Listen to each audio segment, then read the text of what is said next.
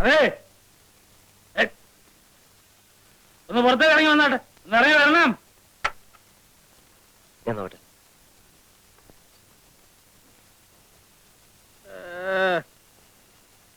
പിന്നെ നമ്മൾ എന്തോന്നാന്ന് വീട്ടിൽ വന്ന് പറഞ്ഞേ? ഒച്ചയും ബഹളവും കാരണം അയലോകത്തുകാർക്ക് ഉറങ്ങാൻ പറ്റുന്നില്ല എന്നല്ലേ? ഞാൻ എന്റെ ഭാര്യയോട് ശാലം കൊച്ചു വർത്താനം പറഞ്ഞപ്പം അത് വലിയ ബുദ്ധിമുട്ടായി. നിങ്ങൾക്ക് ഇവിടെ പാതിരാത്രിക്ക് മൈക്ക് സെറ്റ് വെച്ച് പാട്ട് പാടാം അല്ലേ? ഞങ്ങളോ കല്യാണം കഴിച്ചവരാ, പക്ഷെ ഞങ്ങളാരും ഇതുവരെ പാട്ട് വെച്ച് സഞ്ചരിച്ചിട്ടില്ല. മനസ്സിലായില്ലേ? പിന്നെ ഇത് സ്ഥിരമായിട്ടങ്ങ് വെച്ചു നടത്താനുള്ള പരിപാടിയാണെങ്കിലുണ്ടല്ലോ, ഞാൻ എന്റെ തെങ്ങ് മുഴുവൻ കോളാമ്പി വെച്ച് കെട്ടി നേരം വെളുക്കുന്നവരെ പാട്ട് വയ്ക്കും. മനസ്സിലായോ? തെറിപ്പാട്ട്. ഒരു പുതുമണവാളം വന്നിരിക്കുന്നു.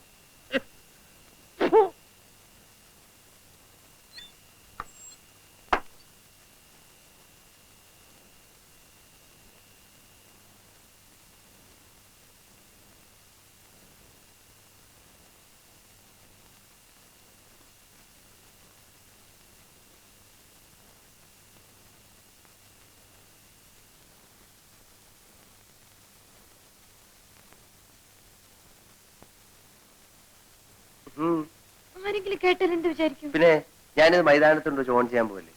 ഇതേ നമുക്ക് രണ്ടുപേർക്ക് മാത്രം കേൾക്കാനുള്ളതാ, ആദ്യ രാത്രിയുടെ ഓർമ്മയ്ക്ക്. ആണല്ലോ. എന്തിനാ? എനിക്ക് ഈ ഐഡിയ എവിടെ നിന്ന് കിട്ടിയെന്നറിയാം. ഒരു നോവൽ വായിച്ചപ്പോഴാ. അന്നേ ഞാൻ എന്റെ മനസ്സിൽ തീരുമാനിച്ചു, എന്റെ ആദ്യ രാത്രിയുടെ സംഭാഷണങ്ങൾ ടേപ്പ് ചെയ്ത് വെക്കുന്നു. എന്തിനാണെന്നറിയാം? എന്തിനാ? വർഷങ്ങൾ കഴിയുമ്പോൾ നമുക്കിത് ഇട്ട് കേൾക്കാൻ. വർഷങ്ങൾ കഴിയുന്നപ്പോഴാ നീ ഒരു കിഴവിയും ഞാൻ ഒരു കിഴവനും ആവുമ്പോ അന്ന് നമ്മൾ രണ്ടുപേരും പല്ലില്ലാത്ത മോണ കാട്ടിച്ചിരിക്കും. നമ്മൾ എപ്പോഴാ വിനുവേട്ടന്റെ വീട്ടിൽ പോകുന്നത്? വിനുവേട്ടന്റെ വീട്ടിലേക്ക്? എറണാകുളത്ത്? എറണാകുളത്തേക്കൊന്നും നമ്മൾ പോകുന്നില്ല. വീട്ടിലറിഞ്ഞ ഈ കല്യാണത്തിന് സമ്മതിക്കത്തില്ല. അവര് വേറെ ഏതാണ്ട് പെണ്ണെ നോക്കി വെച്ചിരിക്കുക. അതുകൊണ്ട് ഞാനും ബാബുവും കൂടെ സൂത്രത്തിൽ നമ്മുടെ കല്യാണം നടത്തിയല്ലേ. അപ്പൊ അച്ഛനോട് പറഞ്ഞല്ലോ, ആര് കല്യാണം കഴിച്ചാലും വിനുവേട്ടന്റെ അച്ഛനും അമ്മയ്ക്ക് സന്തോഷമാണെന്ന്. അയ്യോ, അതൊക്കെ ബാബു തട്ടിവിടുന്നതല്ലേ. അവൻ എന്നെ പോലൊന്നുമല്ല. മുഖത്ത് നോക്കി കള്ളം പറയാൻ യാതൊരു മടിയില്ല.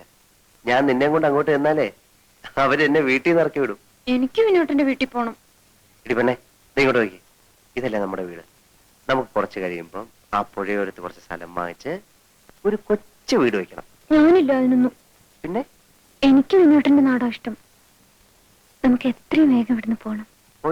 പോയിട്ട് പട്ടണത്തിലൊരു ജോലി വാങ്ങണം. എന്നിട്ട് നമുക്ക് അവിടെ കഴിയാം. നീ എന്താ ഈ പറയുന്നത്?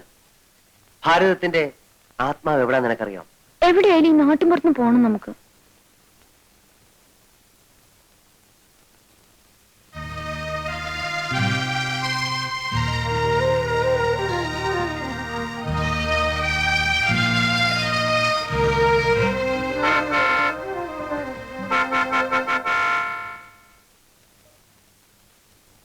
അയ്യോ, നീ അത്തോക്കോ, ഞാൻ വിളിച്ചോളാം.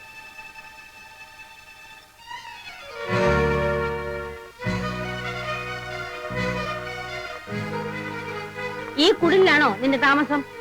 അല്ല, അച്ഛനും അമ്മയും പെട്ടെന്ന് ഇങ്ങോട്ട് വരാൻ. ബാബുവിനോട് നിന്നെയും കൊണ്ടുവരാൻ പറഞ്ഞിരുന്നു. അവനെയും കണ്ടില്ല, നിന്നെയും കണ്ടില്ല. അതുകൊണ്ടാണ് ഞങ്ങൾ ഇങ്ങോട്ട് പോന്നു.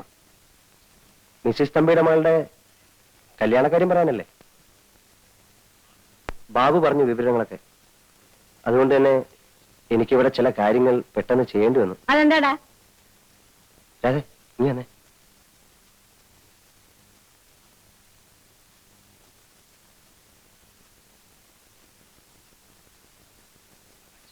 അച്ഛനും അമ്മയും ക്ഷമിക്കണം. ഇത് എന്റെ ഭാര്യ. അതെ, ഇതാണ് എന്റെ അച്ഛനും അമ്മയും.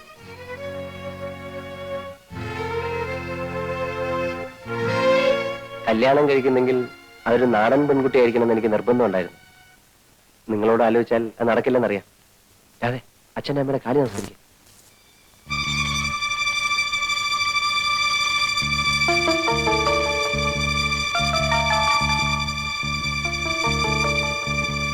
നീ ഇവിടെ വാ, ഒരു കാര്യം പറയാനുണ്ട്.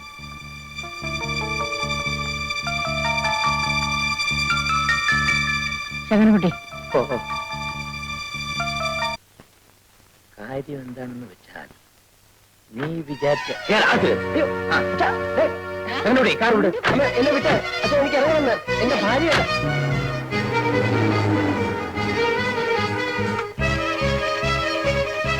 എങ്ങനാ നടക്ക്. പറയുന്നത് കേൾക്കട്ടെ. നീ ഒരു ഗ്രാമസേവകൻ. എന്താ ഞാൻ എന്റെ കൊച്ചുകുട്ടിയെ മറ്റാണോ ഇത്? എന്നെ വിടാനാ പറഞ്ഞേ? ഒന്നും ചെയ്യരുത്. വിടാൻ ഞാൻ ഒന്ന് പറഞ്ഞോട്ടെ.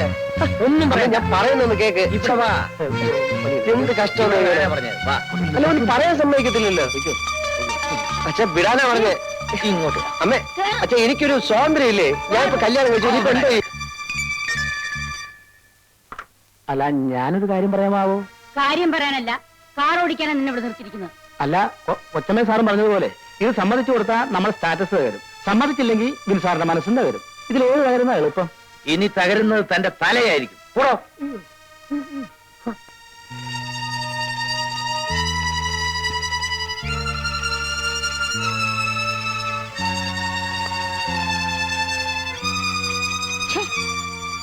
ഒരു പെണ്ണിനെ കണ്ട തല നിമിർത്തി നടക്കാത്തവൻ അവൻ. എങ്ങനെ സംഭവിച്ചു? അല്ലോ വിനയ് സാറിന് ഇത്ര ഉശിരുണ്ടെന്ന് എന്റെ സ്വപ്നത്തിൽ പോലും ഞാൻ വിചാരിച്ചില്ല. ഇനിയിപ്പോ ആ കുട്ടിയെ വീട്ടിൽ കയറ്റാണ്ടിരിക്കാൻ അമ്മയുടെ പരിപാടി.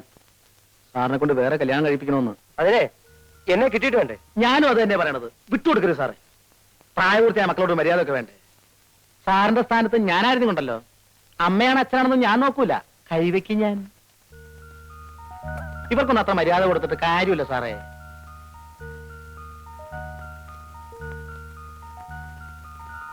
ഞാൻ ആ സമയത്തോടെ ഉണ്ടായിരുന്നെങ്കിൽ ഇങ്ങനെ ഒന്നും വരില്ലായിരുന്നു. ഡാഡിയും മമ്മിയും വലിയ ബുദ്ധി ഉപയോഗിച്ചതാ. ഏതായാലും അവരുടെ മകനായ എനിക്കും ആ ബുദ്ധി കുറച്ച് കിട്ടുമല്ലോ. ചേച്ചി ധൈര്യമായിരിക്കും, ഞാൻ എല്ലാം ശരിയാക്കാം. വരൂ.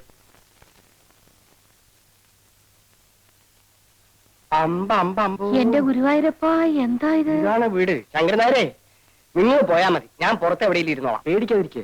ഞാൻ പറഞ്ഞല്ലോ, ഓർമ്മയുണ്ടല്ലോ. ഓർമ്മയുണ്ട്, ഞാൻ മറന്നു. വല്ല വഴക്കോ വെക്കാനോ വേണ്ടി വരുമോ? ചിലപ്പോ. അയ്യോ വഴക്കണേ ഞാൻ വാണോ. ഇതിലും ഭേദം വല്ല ധർമ്മക്കാരും പിടിച്ചോണ്ട് വന്നാൽ മതിയായിരുന്നു. തന്തയെന്നും പറഞ്ഞ് നടക്കണു. വരൂ. എന്റെ ഭഗവാനെ, ഇത് വീടോ കൊട്ടാരവോ? ലക്ഷ്മിയെ എന്റെ തല കറങ്ങണം. അമ്മോനൊരു കാര്യം ചെയ്യും. ഇവിടെ എന്ത് നടന്നാലും അനങ്ങണ്ട. മിണ്ടാണ്ട് ഇവിടെ ഇരുന്നാ മതി. അപ്പൊ വല്ലതും നടക്കുവോ? വല്ല അടിപിടി നടക്കുവോ മോനെ? അതൊക്കെ ഞാൻ നോക്കിക്കൊള്ളാം. അയ്യോ അവിടെ എങ്ങാനും വയ്ക്കണോ അലവലാതി. തന്നെ കെട്ടി വലിച്ചോണ്ട് വരാൻ പോയത് ആവത്തായല്ലോ.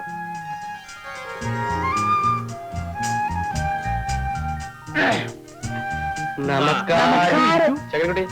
അല്ല ഇതാര്? മമ്മിന്റെ അടി എവിടെ? മോളുണ്ട്. വിളിക്കും. അയ്യോ ഇതെന്ത് പറ്റി? അതൊക്കെ പിന്നെ പറയാം. വിളിക്കേ.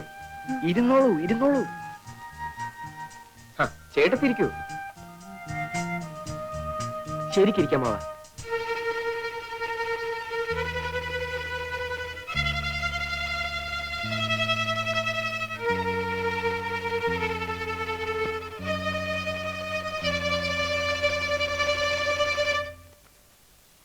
എന്താ എല്ലാവരും കൂടി ഇങ്ങോട്ട് പോകുന്നത്? അതെ അതെ, ഈ നിൽക്കുന്നത് നിങ്ങളുടെ മകന്റെ ഭാര്യയാണ്. അവളെ അവളുടെ ഭർത്താവിന്റെ വീട്ടിലാക്കാൻ വന്നതാ. നിങ്ങളാണോ പെണ്ണിന്റെ അച്ഛൻ? അല്ല, ഈ നിൽക്കുന്ന ആളാ. ഇത് അമ്മ അമ്മ അമ്മ. ചേച്ചി, കഴിഞ്ഞതെല്ലാം പോട്ടെ.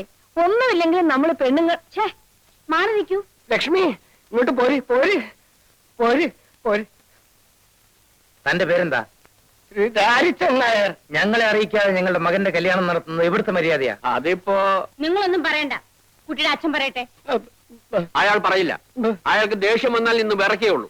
പിന്നെ വല്ല വെട്ടോ കുത്തോ വല്ല നടക്കുമെന്ന് പറയാൻ പറ്റില്ല.